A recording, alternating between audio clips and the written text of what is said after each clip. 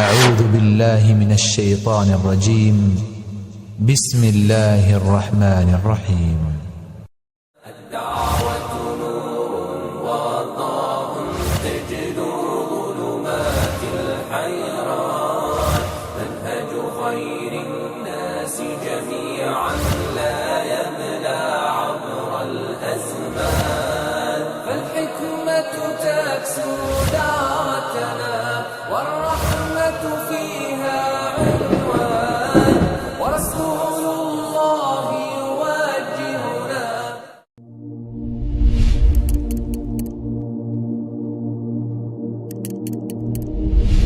سائل کہتا ہے کہ میں جیو نیوز چینل میں کام کرتا ہوں، تو کیا ایسے ٹیلی ویژن ادارے کے ساتھ مل کے کام کرنا میرے لیے جائز ہے؟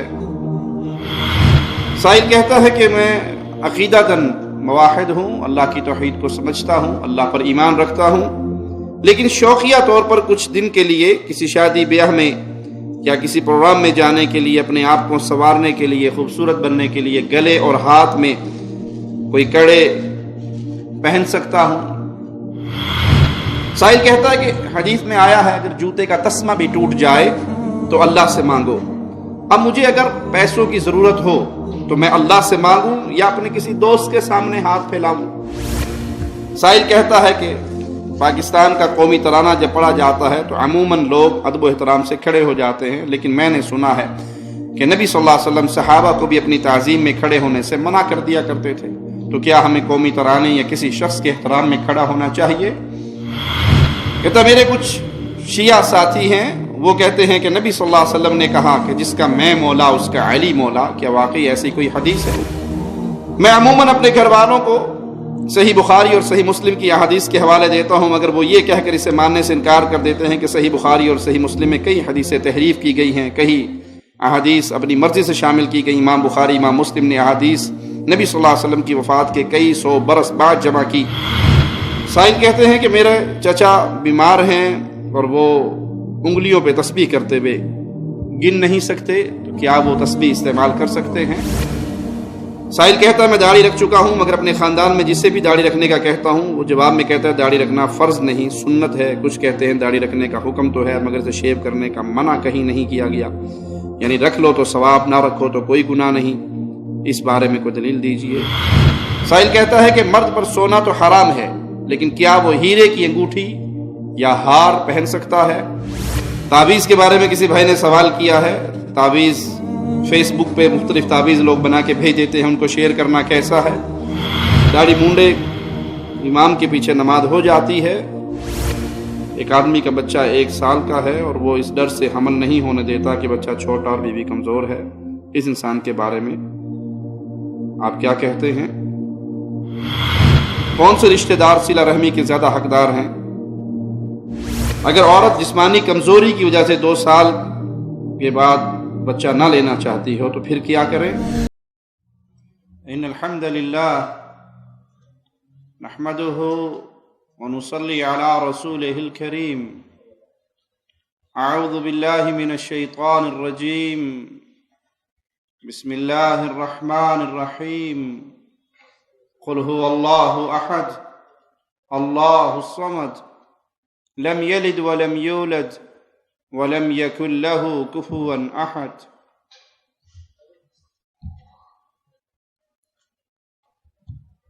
سائل کہتا ہے کہ میں جیو نیوز چینل میں کام کرتا ہوں، تو کیا ایسے ٹیلی ویژن ادارے کے ساتھ مل کے کام کرنا میرے لیے جائز ہے؟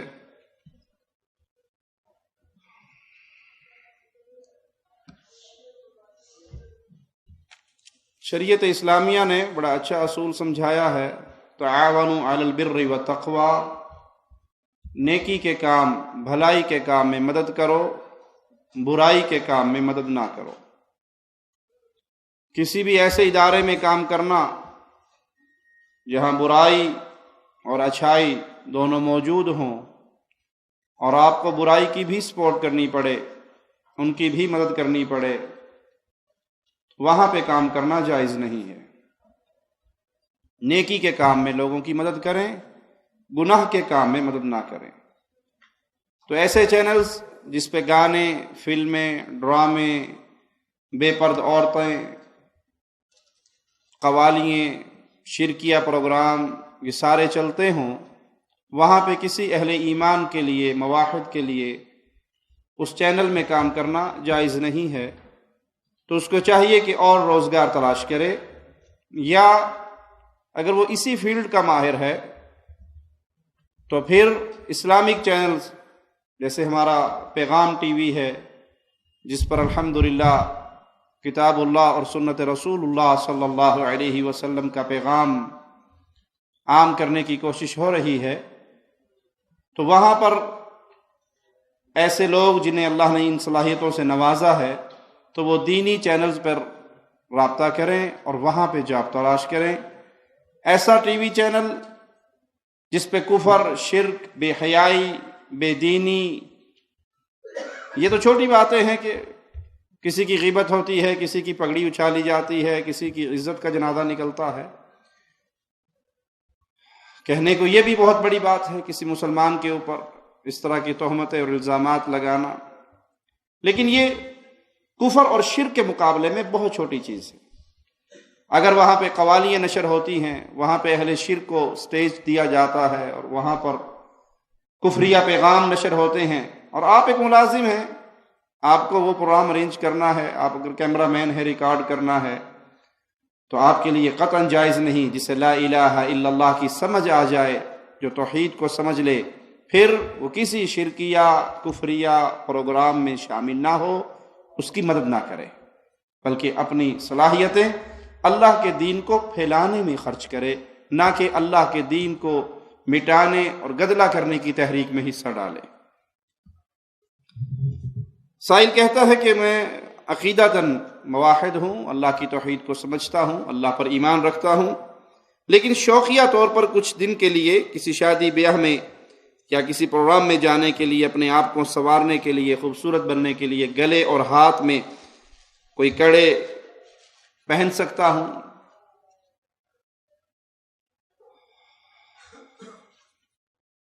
محمد کریم صلی اللہ علیہ وسلم کا فرمان ہے، وہ مرد جو عورتوں کی مشابہت کرتا ہے اس پر اللہ کی لعنت برستی ہے، اسی طرح وہ عورت جو مردوں کی مشابہت کرتی ہے اس پر بھی اللہ کی لعنت برستی ہے، او کما قال علیہ الصلوۃ والسلام۔ تو زیور شریعت محمدیہ میں صلی اللہ علیہ وسلم عورتوں کی زینت ہے۔ عورت گلے میں ہار پہنتی ہے، چوڑیاں پہنتی ہے، کڑے پہنتی ہے، خوبصورتی کے لیے یہ چیزیں استعمال کرتی ہے۔ اگر کوئی انسان یہ سمجھتا ہے کہ میں بھی جب تک گلے میں لاکٹ نہ پہن لوں، ہاتھ میں کوئی کنگن نہ پہن لوں تو میری بھی خوبصورتی پوری نہیں ہوتی، معنی یہ وہ اسلام پہ راضی نہیں ہے کہ اسلام نے اس کو مرد بنایا ہے، اور مردوں کی خوبصورتی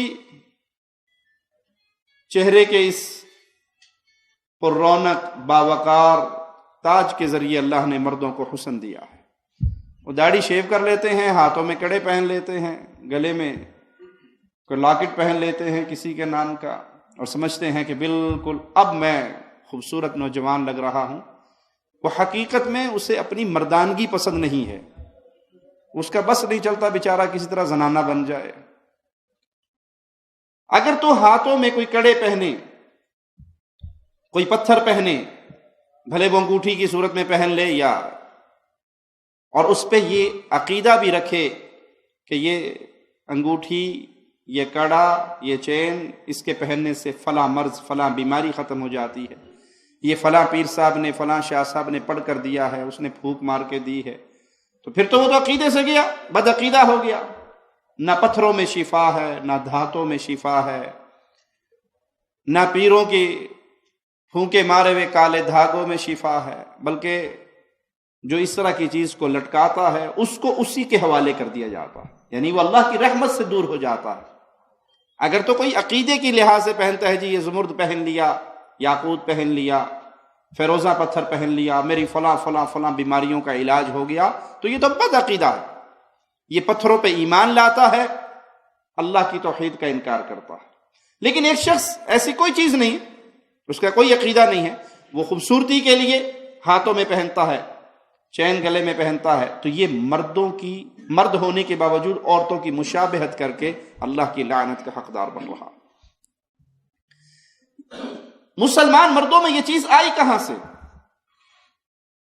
کفار کی فلمیں دیکھ کے، ان کے پروگرام دیکھ کے، ان کافر اداکاراؤں کو دیکھ کے، ان کے ہاتھ میں پڑے ہوئے یہ سارے سسٹم دیکھ کے وہ سمجھتا ہے کہ اسی میں خوبصورتی ہے۔ تو پھر اپنے دل سے پوچھئے، کیا آپ کے دل میں محمد کریم صلی اللہ علیہ وسلم کی محبت ہے؟ اگر آپ نے اپنا آئیڈیل امام الانبیاء کو بنایا ہے، امام کائنات کو بنایا ہے، امام اعظم کو بنایا ہے صلی اللہ علیہ وسلم، تو انہوں نے یہ تعلیم نہیں دی کہ پیارے نبی صلی اللہ علیہ وسلم کا دیا وہ درس نہیں ہے۔ آپ کسی کافر کو دیکھ کر متاثر ہو گئے ہیں، ویسے ہیئر سٹائل بنا رہے ہیں، ویسا ڈریس پہن رہے ہیں، اس کی تقلید میں چلے ہوئے ہیں، تو پھر یہ اس سے بھی خطرناک معاملہ ہے کہ رسول اللہ صلی اللہ علیہ وسلم کا فرمان ہے، من تشبہ بقوم فہو منہم، جو جس قوم کی مشابہت کرتا ہے پھر وہ انہی میں سے ہے۔ بندہ جس سے محبت کرتا ہے قیامت کے دن انہی کے ساتھ اٹھایا جائے گا۔ اگر تو آپ کو یہ چیزیں اچھی لگی کیونکہ آپ نے کسی فلم میں کسی ظالم مجرم کو دیکھا اور اس کی آپ کے دل میں بڑی عزت ہے، اور آپ اس کے لباس سے، اس کی حرکات سے، اس کے ڈائلاگ سے، اس کے ڈریس سے ایسے متاثر ہوئے کہ آپ نے بھی ویسا ہی بننا شروع کر دیا، تو معنی یہ ہوا کہ آپ اہل شرک اور اہل کفر اور اہل فساد کی تقلید کرتے ہوئے، ان کے پیچھے چلتے ہوئے وہی روپ اپنا رہے ہیں۔ تو جس سے محبت کرو گے قیامت کے دن اسی کے ساتھ اٹھائے جاؤ گے۔ جب یہ سوال کیا جائے کہ آپ جس جیسی شکل و صورت بنا رہے ہیں، کہ آپ کا جی چاہتا ہے قیامت کے دن آپ اور وہ اکٹھے ہوں، گیا گزرا مسلمان بھی ہو، گیا گزرا مسلمان بھی ہو، نام کا مسلمان بھی ہو، اسے فلمی دنیا کے کسی بندے کا نام لے کر کہو کہ آپ کا جی چاہتا ہے قیامت کے دن جہاں وہ ہوگا آپ بھی وہاں ہو، وہ کہے گا جی آپ کیسی باتیں کرتے ہیں۔ یہ دعا کریں اللہ مجھے نیک لوگوں کا ساتھ دے۔ بھائی جب آپ کے دل سے دعا یہ نکلتی ہے کہ قیامت کے دن میں اولیاء اللہ کے ساتھ ہوں، انبیاء کے ساتھ ہوں، جنت میں اعلیٰ مقام پہ ہوں، تو پھر اپنے عمل بھی انہی لوگوں جیسے بنانے کی کوشش کرو۔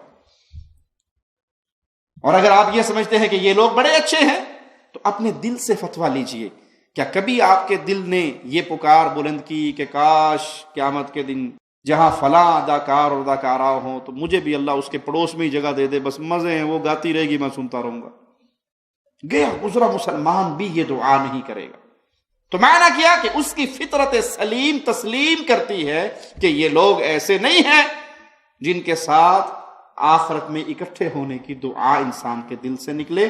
تو جب ان کے ساتھ اب آخرت کا اکٹھ نہیں چاہتے تو کم از کم دنیا کے اندر بھی اپنی لائن سیدھی کر لو، جن سے محبت کرتے ہو ان جیسا بننے کی کوشش کرو۔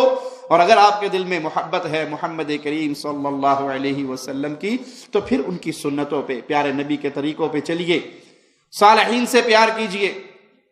حدیث میں بڑا عجیب قصہ آتا ہے، ایک شخص جنت میں ہوگا اور بڑا اعلیٰ مقام پہ ہوگا جنت میں، تو اس کا دنیا کا دوست وہ نظر نہیں آئے گا۔ وہ سوال کرے گا کہ میرا فلاں دوست تھا مجھے نظر نہیں آ رہا، وہ کہاں ہے؟ جواب ملے گا وہ تو یہاں پہ نہیں ہے، وہ تو دوسری پارٹی میں ہے، یا گناہوں کی وجہ سے کم تر جنت میں ہے، یا گناہوں کی وجہ سے کہیں عذاب کے معاملے میں ہے۔ تو یہ دعا کرے گا کہ اللہ میری خوشی، میری زندگی، جنت میں میرا سکون و آرام تو تبھی پورا ہوتا ہے جب میں اپنے اس پیارے دوست کے ساتھ ہوں۔ تو اگر وہ جنت کے نچلے مقام پہ ہے، اس نیک بندے کی دعا سے اللہ اٹھا کے اسے اس کا پڑوسی بنا دے گا۔ تو آپ یہ سوچئے کہ دنیا میں جس سے محبت کر رہے ہیں، جس جیسا بننے کا آپ کے دل میں شوق اور بھوت سوار ہو رہا ہے، کیا وہ اولیاء اللہ ہیں؟ کیا وہ اصحاب رسول اللہ ہیں صلی اللہ علیہ وسلم؟ کیا وہ محمد کریم صلی اللہ علیہ وسلم کی سنتوں پہ عمل کرنے والے ہیں؟ تو پھر تو آپ تو بڑے مبارکباد کے مستحق ہیں کہ نیک لوگوں کا پڑوس جا رہے ہیں جنت میں۔ اور اگر ماجرا اس کے برخلاف ہے، وہ آپ بھی جانتے ہیں کہ گندی دنیا کے لوگ ہیں، تو پھر سمجھ لیجئے کہ آپ نے اپنی لائن اولیاء اللہ والی لائن نہیں اختیار کی، بلکہ اولیاء و شیطان کے راستے پہ چل رہے ہیں۔ سائل کہتا ہے کہ حدیث میں آیا ہے اگر جوتے کا تسمہ بھی ٹوٹ جائے تو اللہ سے مانگو۔ اب مجھے اگر پیسوں کی ضرورت ہو تو میں اللہ سے مانگوں یا اپنے کسی دوست کے سامنے ہاتھ پھیلاؤں؟ اگر کسی دوست سے مانگتا ہوں، لوگوں کے سامنے ہاتھ پھیلاتا ہوں، تو حدیث کے مفہوم کی مخالفت ہو گئی، کیونکہ مجھے تو اللہ سے ہی مانگنا چاہیے تھا۔ میں نے اللہ کو چھوڑ کے بندوں سے مانگنا شروع کر دیا۔ دینے والا اللہ ہے، دینے والا اللہ ہے، وہاب اللہ ہے، مانگنا بھی اللہ سے ہی چاہیے۔ پیارے نبی صلی اللہ علیہ وسلم نے ہمیں یہی درس دیا، جب مانگو اللہ سے مانگو، جب پکارو تو اللہ کو، جب سوالی بنو تو اللہ کے سامنے ایاک نعبد و ایاک نستعین، ہم تیری عبادت کرتے ہیں، تیری ہی عبادت کرتے ہیں، تجھ ہی سے مدد مانگتے ہیں۔ مانگنا اللہ سے ہے، لیکن تحت الاسباب۔ آپ کا ایک بھائی، اس کے پاس پیسے ہیں، آپ اس سے جا کے کہتے ہیں بھائی مجھے پیسے دے دو، قرض دے دو، اپنے دل میں پہلی دعا اپنے رب سے ہی کرنی، اللہ غریب ہوں، فقیر ہوں، پیسے نہیں ہیں، اللہ تو بندوبست کر دے۔ یہ اللہ کو پکارا، یہ اللہ سے مانگا۔ پھر اسباب کے تحت آپ نے کسی سے جا کے سوال کیا، جب آپ نے اللہ کو پکارا، اس نے آپ کو نہیں بھی دینے ہوئے اور اللہ آپ کی دعا قبول کر لے، اللہ اس کے دل کو موڑ دے گا۔ آپ اس کے پاس جا کے اپنا سوال رکھو گے، آپ کا مسئلہ حل ہو جائے گا۔ دینے والا کون ہے؟ مثال سے سمجھ لیجئے، آپ کے پیٹ میں درد ہے، آپ گولی کھانے لگے، گولی کھاتے ہوئے آپ یہ جملہ کہتے ہیں، اللہ اس تکلیف کو تیرے علاوہ کوئی دور نہیں کر سکتا، میں یہ گولی ضرور کھا رہا ہوں لیکن میرا ایمان یہ ہے کہ شفا اللہ کے ہاتھ میں ہے، اللہ کا حکم ہوگا تو اس گولی کے کھانے سے مجھے شفا ملے گی، اللہ کا حکم نہیں ہوگا حکیم کے سونے کے پشتے بھی کھا لوں تو شفا۔ مانگنا اللہ سے ہے، بھروسے اللہ پہ ہے، لیکن اسباب کے تحت کسی بھائی سے آپ یہ کہیں کہ آپ مجھے اٹھ کے پانی پلا دے تو جائز ہے، لیکن پہلا سوال یہ ہوگا اللہ بڑا پیاسا ہوں، تو اس کے دل میں ڈالے گا یہ میرا مسئلہ حل ہوگا، تو نہیں مسئلہ حل کرنا چاہے گا، سب کچھ میرے پاس بھی ہو تو دریا کے کنارے میں پیاسا مر جاؤں گا۔ دلیل اس کی یاد کر لیجئے، رسول اللہ صلی اللہ علیہ وسلم کے پاس ایک صحابی آئے اور اپنی سواری کے بارے میں کہنے لگے کہ میری سواری ہے، میں اس کو اللہ پر توکل کر کے بھروسہ کر کے چھوڑ دوں یا گھٹنا باندھوں، اس کا رسی باندھوں؟ آپ نے کہا پہلے اس کا گھٹنا باندھ، رسی باندھ، پھر اللہ پہ بھروسہ کرو، سبب اختیار کرو، لیکن کبھی نہ بھولو کہ اس میں جو کچھ ملنا ہے وہ خالق و مالک کی طرف سے ملنا ہے، کسی چیز میں بذات خود کوئی کمال نہیں ہے، مانگنا اللہ سے ہے، بھروسے اللہ پہ کرنے ہیں۔ ہاں اس سے مانگنا جائز نہیں ہے جو موجود ہی نہیں۔ آپ کا بھائی آپ کے پاس موجود ہے، سامنے کھڑا ہے، سن رہا ہے، جیب اس کی بھری ہوئی ہے، قدرت ہے آپ کو 1000 ریال دے دے، تحت الاسباب ہے، لیکن آپ پیر صاحب کو پکار رہے ہیں جو 1000 کلومیٹر دور ہیں، جو مر چکے ہیں، جو قبر میں جا چکے ہیں، جو دفن ہو چکے ہیں، جو سن نہیں رہے، جو موجود نہیں ہیں، جو قدرت نہیں رکھتے۔ تو اس طرح ما فوق الاسباب کسی غیر کو پکارنا وہ شریعت میں حلال نہیں ہے، وہ جائز نہیں ہے۔ سائل کہتا ہے کہ پاکستان کا قومی ترانہ جب پڑھا جاتا ہے تو عموماً لوگ ادب و احترام سے کھڑے ہو جاتے ہیں، لیکن میں نے سنا ہے کہ نبی صلی اللہ علیہ وسلم صحابہ کو بھی اپنی تعظیم میں کھڑے ہونے سے منع کر دیا کرتے تھے، تو کیا ہمیں قومی ترانے یا کسی شخص کے احترام میں کھڑا ہونا چاہیے؟ وہ قومی ترانہ ہو یا کسی شخصیت کے احترام میں کھڑا ہو، پوری کائنات مل بھی جائے تو محمد کریم صلی اللہ علیہ وسلم کے شان اور مقام تک نہیں پہنچ سکتی۔ افضل ترین ہستی دنیا میں اللہ نے جو پیدا کی ہے وہ محمد الرسول اللہ صلی اللہ علیہ وسلم، اور پیارے نبی صلی اللہ علیہ وسلم نے اپنے لیے قیام کرنے سے، کھڑے ہونے سے منع کر دیا اپنے صحابہ کو۔ جب پیارے نبی صلی اللہ علیہ وسلم کے لیے کھڑے نہیں ہو سکتے تو کسی ملک کے ترانے کے لیے یا کسی اور شخصیت کے احترام کے لیے وہ اس قیام کی حالت میں کھڑا ہونا جائز نہیں ہے، کیونکہ یہ حق خالص اللہ ہے۔ قوموا للہ قانتین، ایک حدیث میں آتا ہے سیدنا سعد تشریف لائے، آپ صلی اللہ علیہ وسلم نے صحابہ سے کہا اٹھو اپنے سردار کی طرف. تو یہاں سے قیام کرنا کسی کے لیے ثابت ہو گیا. اٹھو اپنے سردار کی طرف کا معنی کیا ہے؟ آپ کا کوئی بڑا، کوئی مہمان، کوئی عالم، کوئی بزرگ آیا ہے، آپ اپنی کرسی چھوڑ کے اس کا استقبال کرتے ہیں، کھڑے ہوتے ہیں، 2 قدم چلتے ہیں، اس کو سینے سے لگاتے ہیں، مصافحہ کرتے ہیں، معانقہ کرتے ہیں، اس کے لیے اپنی جگہ خالی کرتے ہیں. یہ سب استقبال اور عزت ہے جو کرنی چاہیے، کوئی حرج نہیں. لیکن ایک ہے کہ ہم سب بیٹھے ہوئے، ایک بندہ داخل ہوا، ہم سارے اپنی کرسیوں سے کھڑے ہو جائیں، کسی نے اس کو ہاتھ نہیں ملایا، کسی نے اس کو گلے نہیں لگایا، کوئی آگے بڑھ کے استقبال نہیں کیا، صرف اس کی شان کے لیے قیام کیا، وہ بیٹھ گیا، ہم سارے بیٹھ گئے. یہ قیام نہ کسی ترانے کے لیے، نہ کسی شخصیت کے لیے. جیسے عام سکولوں میں نہیں ہوتا، سکول میں استاد داخل ہوتا ہے، کلاس اسٹینڈ، استاد بیٹھ گیا، کلاس سارے بیٹھ گئے. یہ جائز نہیں ہے. ہاں کوئی آپ کے پاس آتا ہے، کوئی بڑا ہے، کوئی بزرگ ہے، کوئی شان و مقام والا ہے، والد ہے، استاد ہے، دوست ہے، رشتہ دار ہے، مہمان ہے، آپ اٹھ کے 2 قدم آگے بڑھ کے اس کا استقبال کرتے ہیں، جیسے صحابہ نے اپنے سردار کا اٹھ کے استقبال کیا. یہ درست ہے. استقبال کے لیے 2 قدم آگے بڑھنا، گلے لگانا، معانقہ کرنا، ہاتھ ملانا، جگہ چھوڑنا اس کے لیے، اسے اپنی جگہ پہ بٹھانا، یہ عزت و اکرام ہے، تکریم ہے، اس میں کوئی حرج نہیں. لیکن ایسی شان کہ وہ داخل ہو اور آپ اپنی سیٹ سے کھڑے ہو جائیں اور اپنی سیٹ پہ بیٹھ جائیں اور اس میں استقبال والا معاملہ بھی نہیں ہے، تو یہ درست نہیں ہے. واللہ اعلم. کہتا میرے کچھ شیعہ ساتھی ہیں، وہ کہتے ہیں کہ نبی صلی اللہ علیہ وسلم نے کہا کہ جس کا میں مولا اس کا علی مولا. کیا واقعی ایسی کوئی حدیث ہے؟ جی بالکل صحیح حدیث ہے. نبی صلی اللہ علیہ وسلم نے فرمایا جس کا میں مولا اس کا علی مولا. تو ہم سیدنا علی کو مولا مانتے ہیں. مولا سے مراد دوست، یہاں مولا سے مراد محبت، کہ جو رسول اللہ صلی اللہ علیہ وسلم سے محبت کرتا ہے اسے لازم ہے وہ مولا علی سے محبت کرے. سیدنا علی سے محبت کرتے ہیں، ان کو مولا مانتے ہیں، مولا بمعنی دوست مانتے ہیں. اور نبی صلی اللہ علیہ وسلم نے یہ اور صحابہ کے لیے بھی استعمال کیا. یہاں مولا سے مراد مالک نہیں ہے.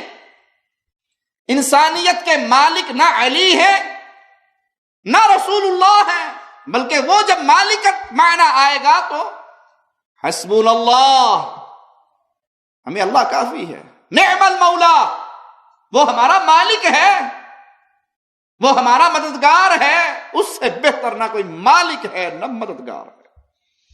محبت علی سے کرنا ایمان ہے، کیونکہ پیارے نبی صلی اللہ علیہ وسلم نے فرما دیا تھا علی منافق تجھ سے بغض کریں گے، مومن تجھ سے محبت کریں گے. تو یہاں من کنت مولا، جس کا میں ولی ہوں، جس کا میں دوست ہوں، جو مجھ سے محبت کرتا ہے وہ میرے علی سے محبت کرے. تو ہم محمد کریم کو بھی اس معنی میں مولا سمجھتے ہیں اور سیدنا علی کو بھی مولا علی سمجھتے ہیں. لیکن اس سے معنی مراد کیا ہے؟ محبت، دوستی، پیار، تعلق. ہمارے دل میں جتنا احترام سیدنا علی کا ہے،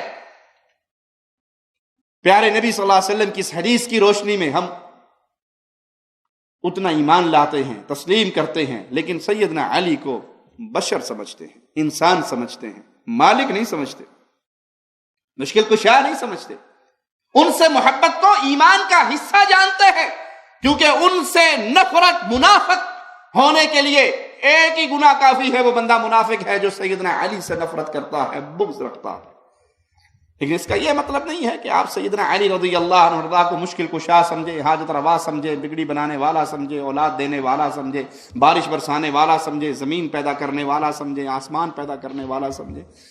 آج جو اس حدیث کو اپنی زبان پہ رکھتے ہیں وہ تو مولا بمعنی مالک سمجھتے ہیں.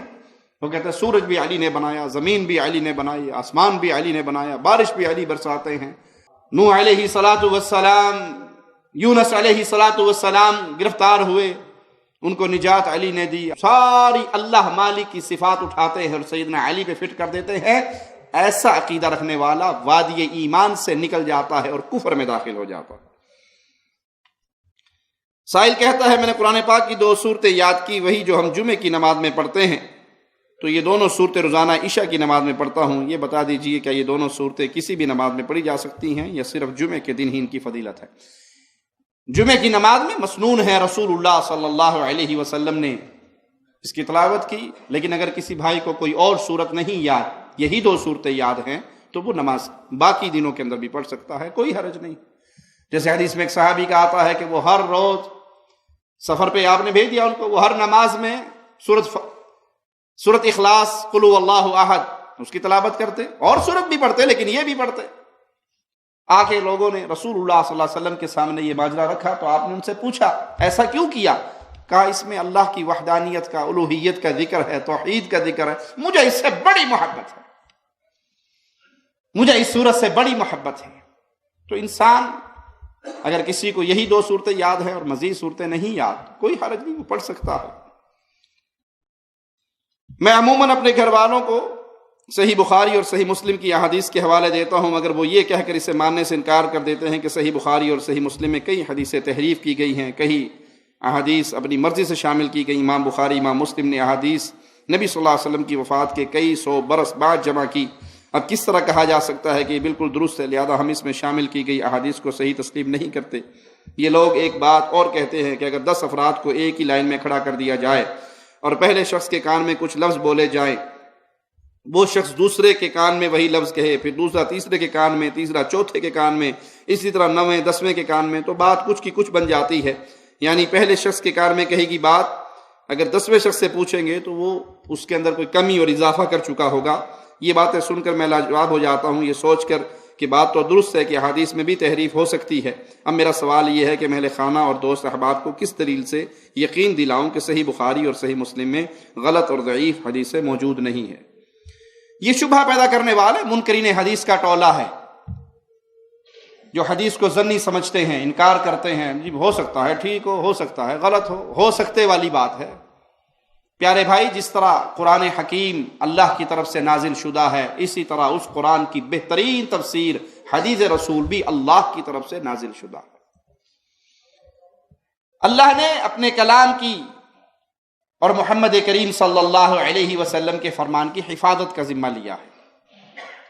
قرآن کی حفاظت بھی اللہ نے کی ہے، احادیث رسول صلی اللہ علیہ وسلم کی حفاظت بھی اللہ نے کی ہے۔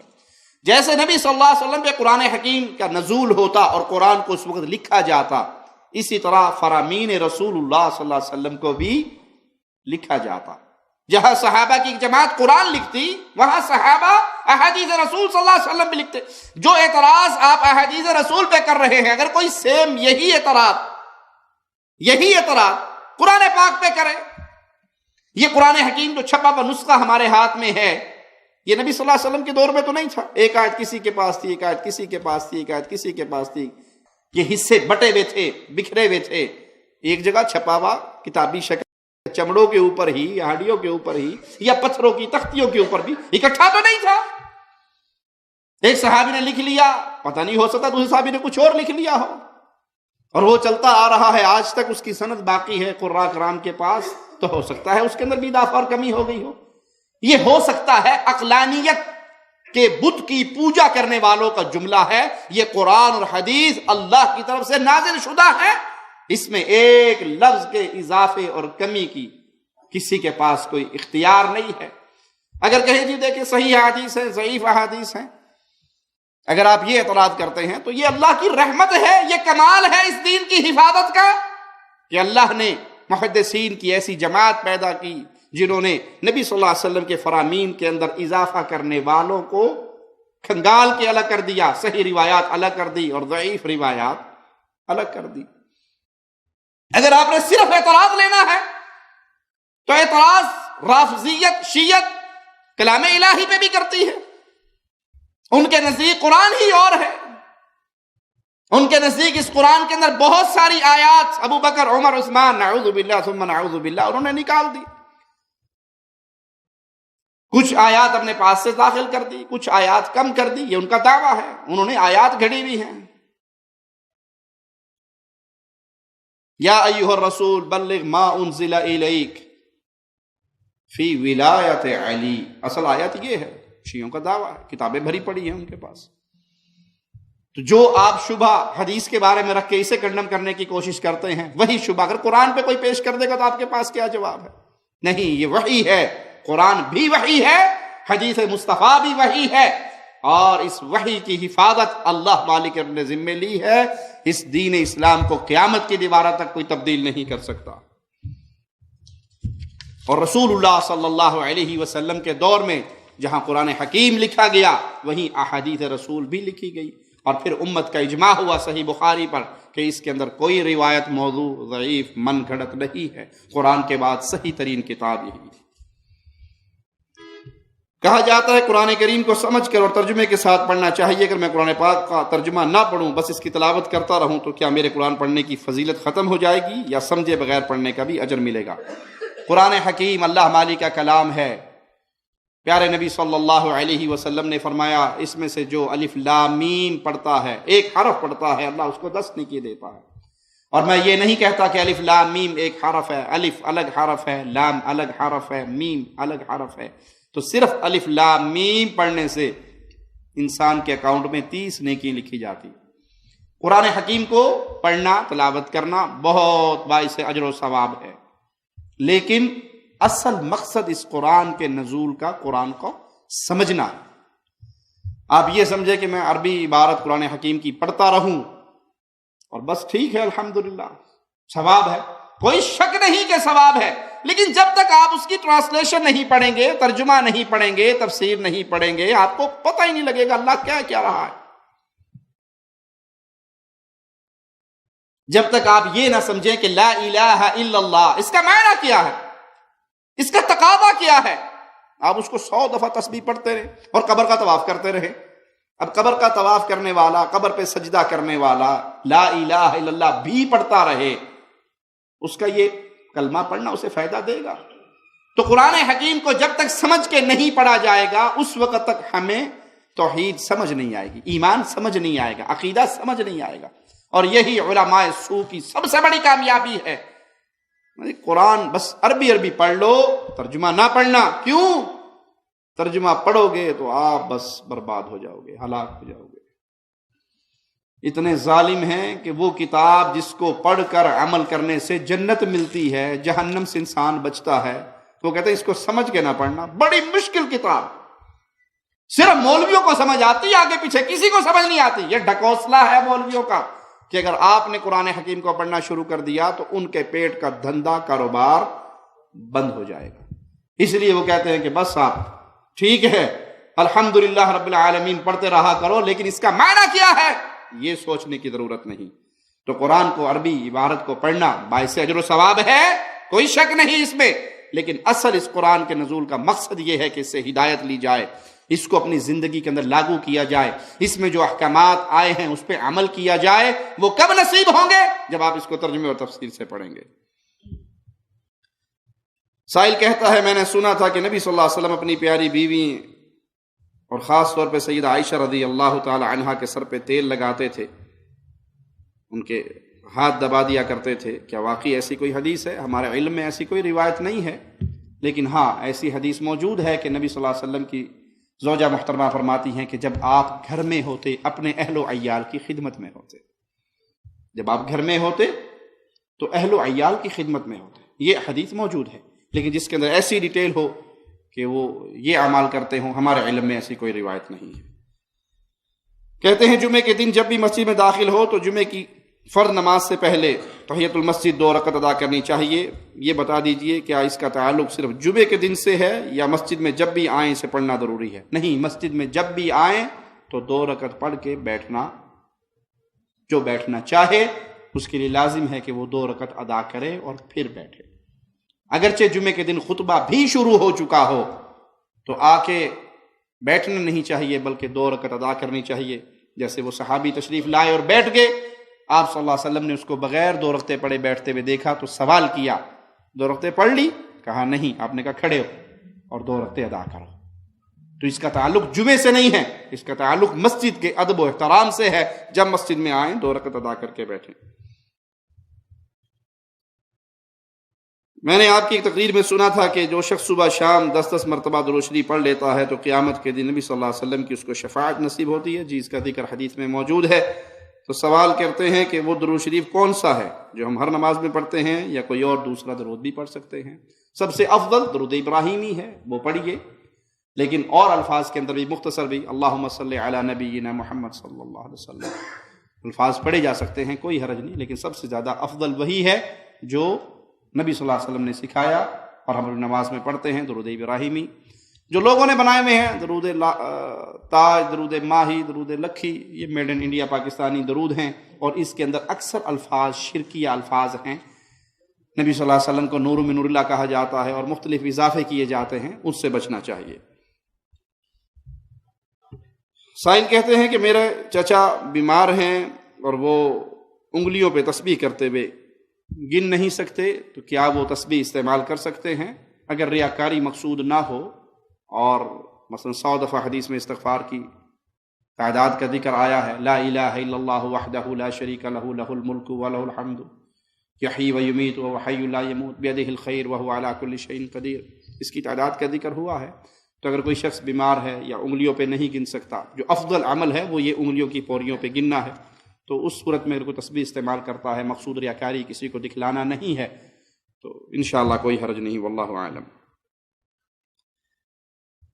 سائل کہتا ہے میں داڑھی رکھ چکا ہوں مگر اپنے خاندان میں جسے بھی داڑھی رکھنے کا کہتا ہوں وہ جواب میں کہتا ہے داڑھی رکھنا فرض نہیں سنت ہے، کچھ کہتے ہیں داڑھی رکھنے کا حکم تو ہے مگر اسے شیو کرنے کا منع کہیں نہیں کیا گیا، یعنی رکھ لو تو ثواب، نہ رکھو تو کوئی گناہ نہیں، اس بارے میں کوئی دلیل دیجئے۔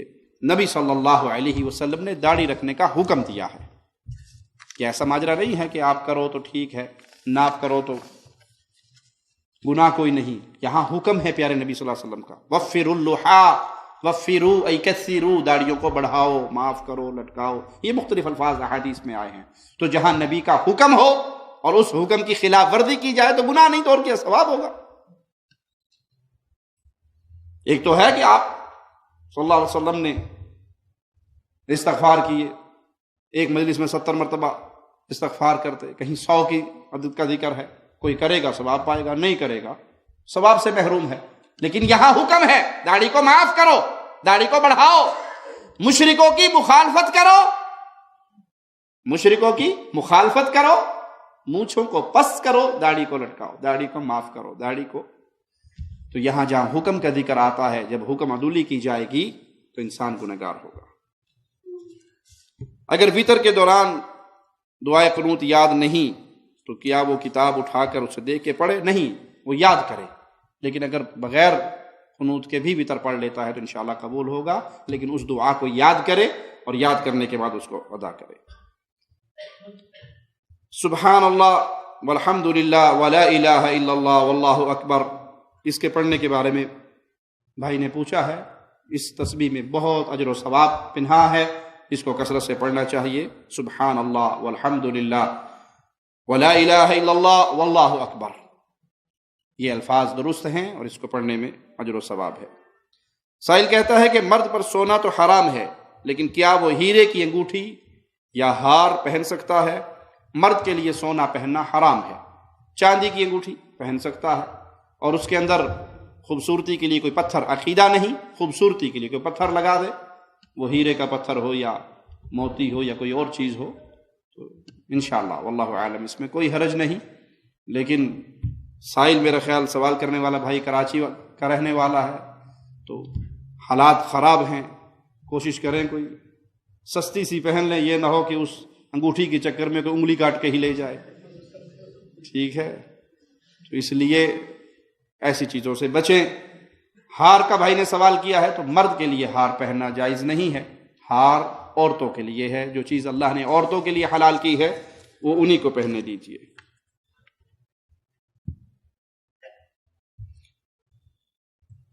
تعویذ کے بارے میں کسی بھائی نے سوال کیا ہے، تعویذ فیس بک پہ مختلف تعویذ لوگ بنا کے بھیج دیتے ہیں، ان کو شیئر کرنا کیسا ہے؟ غیر شرعی چیز اگر آپ شیئر بھی کرتے ہیں، وہ فیس بک ہو یا کسی اور ذریعے سے، تو اس کا گناہ جب تک وہ چلتا رہے گا آپ کے کھاتے میں آتا رہے گا۔ یہ ہمارے بارے میں ایک کلپ ہمارا کاٹ کے اس سے کٹنگ کر کے انہوں نے بڑا مشہور کرتے ہیں جی، توصیف الرحمان صاحب نے کہا ہے کہ ننگی فلمیں دیکھنا جائز ہیں، انا للہ و انا الیہ راجعون۔ یہ کہنے والے ظالم ہیں، اس طرح کے جملے مسلمان کے بارے میں مشہور کرنے والے، وہ کاٹ پیٹ کے کرتے ہیں۔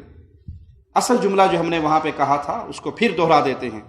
ایک شخص کفر کر رہا ہے، شرک کر رہا ہے، ایک شخص گناہ کر رہا ہے. کفر اور شرک کرنے والا کہاں جائے گا؟ ہمیشہ کی جہنم میں. اور گناہ کرنے والا یا تو اللہ کی رحمت سے معاف ہو جائے گا یا اپنے گناہ کی سزا پا کے پھر اللہ کی جنت میں چلا جائے گا. ایک شخص قبر پہ سجدہ کر رہا ہے یا علی مدد کے نعرے لگا رہا ہے، یہ اسی شرک کی حالت میں مر گیا تو ہمیشہ کی جہنم. اور ایک شخص ڈرامے دیکھتا ہے، فلمیں دیکھتا ہے، گانے سنتا ہے، بے حیائی کی فلمیں دیکھتا ہے، گندی فلمیں دیکھتا ہے،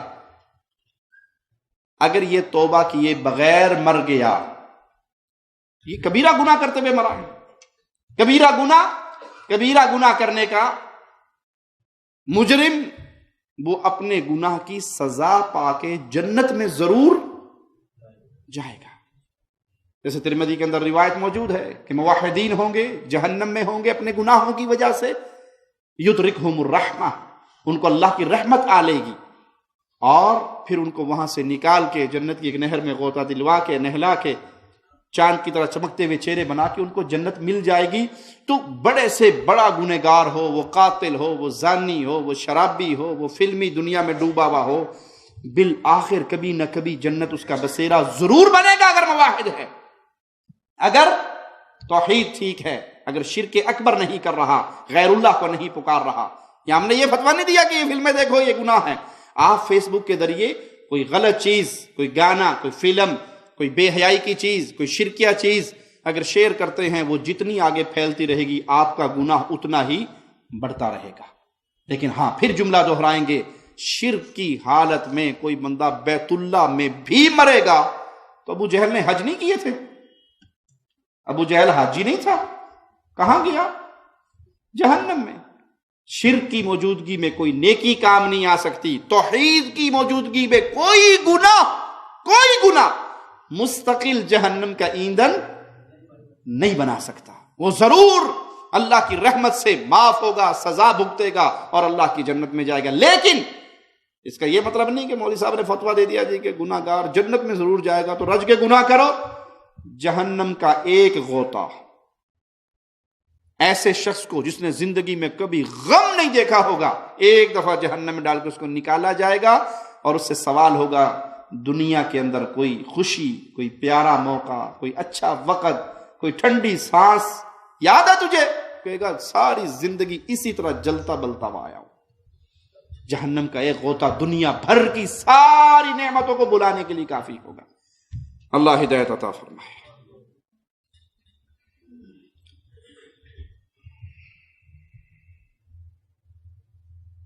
روزے کے بارے میں پوچھا ہے کہ ایک دن روزہ رکھا جائے، ایک دن چھوڑا جائے. داؤد علیہ السلام کے بارے میں یہ آتا ہے کہ وہ ایک دن روزہ رکھتے تھے اور ایک دن چھوڑتے تھے. اور جب ایک صحابی نے رسول اللہ صلی اللہ علیہ وسلم سے روزہ رکھنے کی اجازت مانگی تو آپ نے جو ان کو تبلیغ کرتے رہے، وہ کہتے ہیں میرے اندر اور ہمت ہے، تو پھر آپ نے آخری کہا کہ اس طرح روزہ رکھو، ایک دن رکھو اور ایک دن افطار کرو.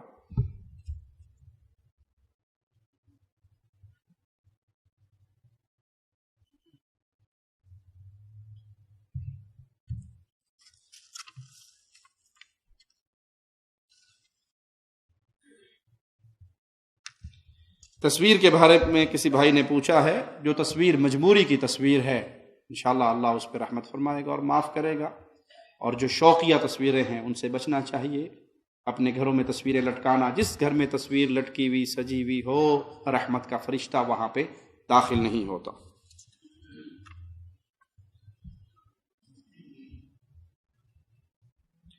کیا نمازوں میں صرف سورۃ فاتحہ پڑھنی چاہیے؟ نہیں، سورۃ فاتحہ کے ساتھ جن رکعتوں کے اندر دوسری سورت ملانے کا حکم ہے تو وہ پڑھنی چاہیے، لیکن فاتحہ ایک ایسی سورت ہے اگر اس کو نہیں پڑھیں گے تو نماز نہیں ہوگی.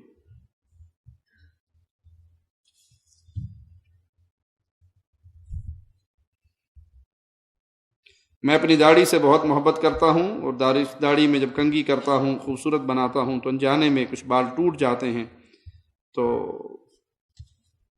انجانے میں ٹوٹ جائیں، غیر ارادی طور پہ آپ کاٹ نہیں رہے ہو، کنگھی کرتے ہوئے کوئی بال گر جاتے ہیں تو کوئی حرج نہیں. کوئی آدمی نمازی کے آگے سے گزرے تو کیا نماز ٹوٹ جائے گی؟ نہیں، آگے سے گزرنا بہت بڑا گناہ ہے.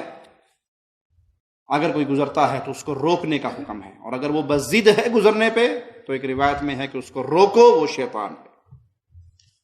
داڑھی مونڈے امام کے پیچھے نماز ہو جاتی ہے، فاسق فاجر کے پیچھے نماز ہو جاتی ہے، کبھی مجبوری میں انسان پھنسا ہوا ہو تو پڑھ لے، اس کو مستقل امام نہیں بنانا چاہیے۔ کچھ آدمی عشاء کی نماز کے ساتھ ایک وتر پڑھ لیتے ہیں، کیا یہ صحیح ہے؟ اصل میں وتر رات کی آخری نماز ہے۔ جو سستی کے مارے میرے جیسے لوگ ہوتے ہیں بیچارے، وہ عشاء کے ساتھ ہی وتر پڑھ کے فارغ ہو جاتے ہیں، وگرنہ وتر کو عشاء کے ساتھ نہیں پڑھنا چاہیے بلکہ سوتے ہوئے پڑھنا چاہیے۔ دیکھیے اس کے کئی فائدے ہوں گے۔ آپ سونے سے پہلے وضو کریں گے، وتر پڑھیں گے، سو جائیں گے، تو حالت وضو میں آپ کو سوئیں گے، اللہ کی طرف سے ایک فرشتہ آپ کے پہرے کے لیے آ جائے گا۔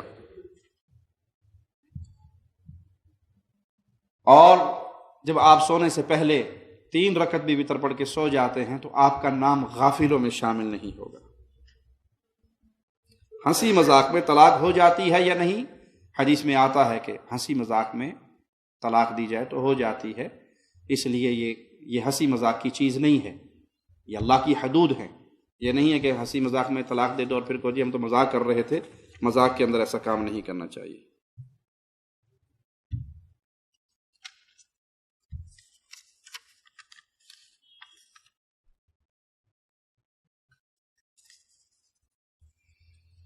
مقام ابراہیم کے پاس 2 رکعت نماز پڑھنا، جی اس کا حکم ہے قرآن پاک میں کہ وہاں پہ 2 رکعت نماز ادا کی جائے۔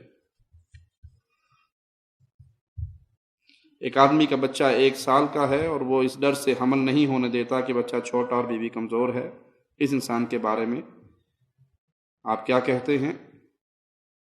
جس کا بچہ چھوٹا ہو اس کی والدہ کو چاہیے اسے دودھ پلائے، اور جو ماں اپنے فیڈ کرتے ہوئے بچے کو صرف اپنی فیڈ پہ رکھے تو اللہ کی رحمت سے 2 سال ویسے ہی گزر جاتے ہیں۔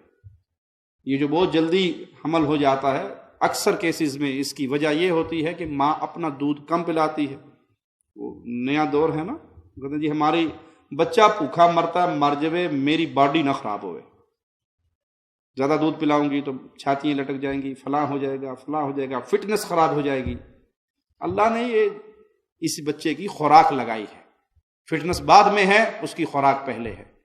تو اور اگر ویسے بھی کوئی انسان اس طرح گیپ کرتا ہے تو حدیث میں آتا ہے صحابہ نے عزل کے بارے میں سوال کیا، وہ یہی صورت تھی، انزال باہر کر لیا کرتے تھے، تو نبی صلی اللہ علیہ وسلم نے فرمایا کہ اللہ نے جو روح پیدا کرنی ہے وہ ہو کے رہے گی، ہمارے اس طرح چکر سے کچھ نہیں ہوتا۔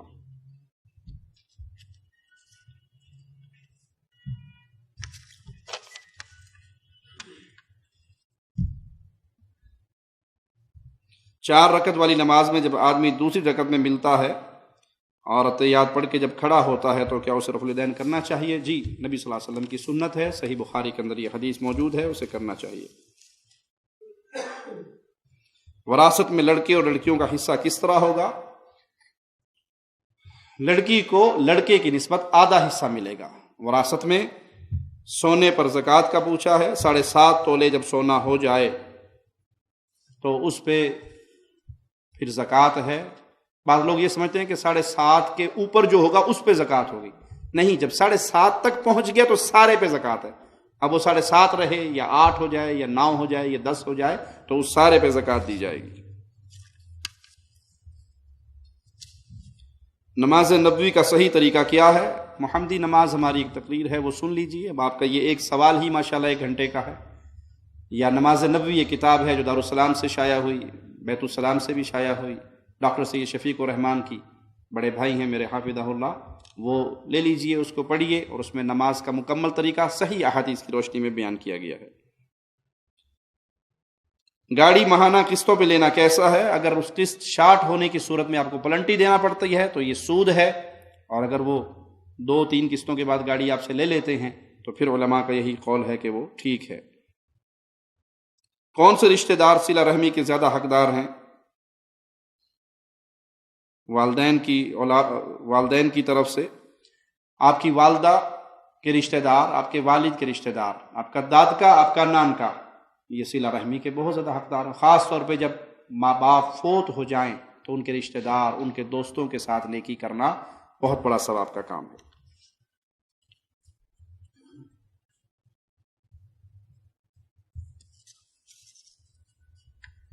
کیا یہ صحیح ہے کہ جہنم چیخے گی اور جنتی جنت میں چلے جائیں گے، جہنمی جہنم میں چلے جائیں گے، پھر بھی جہنم چیخے گی تو اللہ تعالیٰ اپنا پیر جہنم میں رکھیں گے؟ حدیث میں اس کا ذکر آتا ہے کہ حل میں مزید کا وعدہ پڑتا رہے گا اور پھر اللہ اپنا قدم رکھے گا جیسے اس کی شان کے لائق ہے۔ یہ غیب کی باتیں ہیں، جس طرح حدیث میں آیا، ہمارا اس میں ایمان ہے۔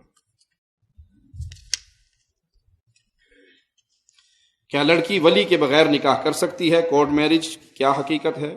کورٹ میرج زنا ہے، بدکاری ہے، بے حیائی ہے۔ ولی کے بغیر نکاح نہیں ہوتا۔ ولی کے بغیر نبی صلی اللہ علیہ وسلم کا فرمان ہے، نکاح نہیں ہوتا۔ نام کا شخصیت پہ کیا اثر پڑتا ہے؟ کیا کوئی نام کسی کے لیے برا ثابت ہو سکتا ہے؟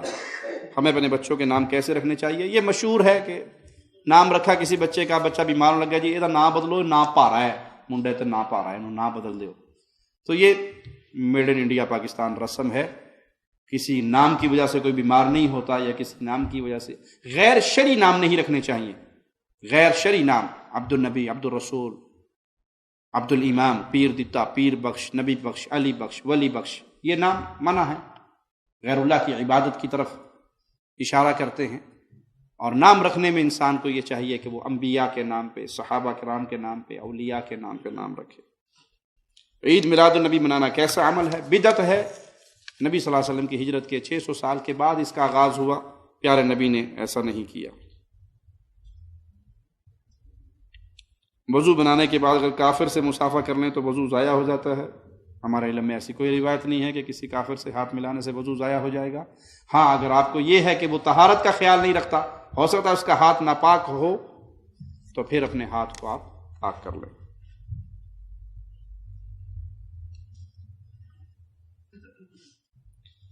اگر عورت جسمانی کمزوری کی وجہ سے 2 سال کے بعد بچہ نہ لینا چاہتی ہو تو پھر کیا کریں؟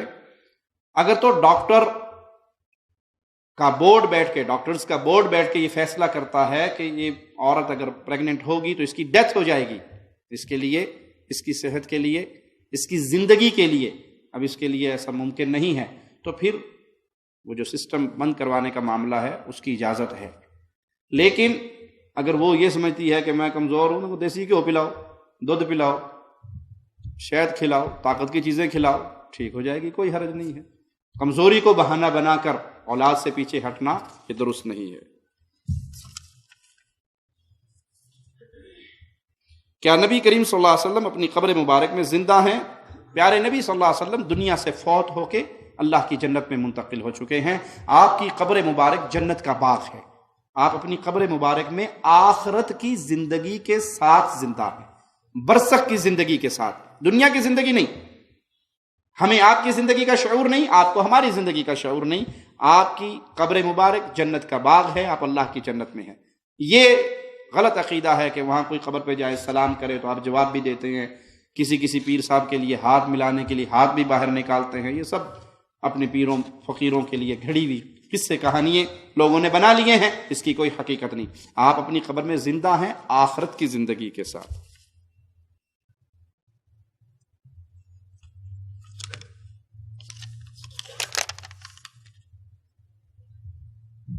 اگر مسجد زیادہ دور نہ ہو تو آفس میں جماعت ادا کی جا سکتی ہے، نہیں اگر مسجد قریب ہے تو آپ کو مسجد جانا چاہیے اور وہیں جا کے نماز ادا کرنی چاہیے۔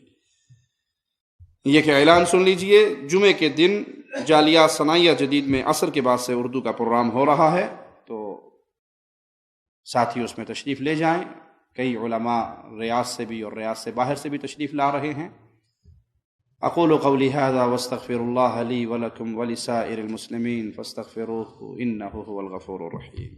لا إله إلا الله محمد رسول الله عليه صلاة الله وآله والأحبة